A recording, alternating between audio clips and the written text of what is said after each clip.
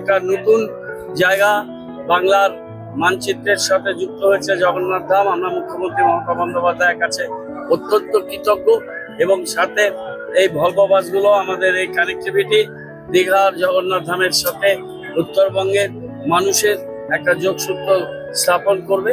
সব মিলে এই বাস পরিষেবা খুব সফলভাবে চলুক, এবং আগামী দিনে আরো অনেক নতুন নতুন উন্নয়নের কর্মকাণ্ড মমতা বন্দ্যোপাধ্যায়ের নেতৃত্বে বাংলা প্রত্যক্ষ করবে এবং উত্তর বাংলা প্রত্যক্ষ করবে।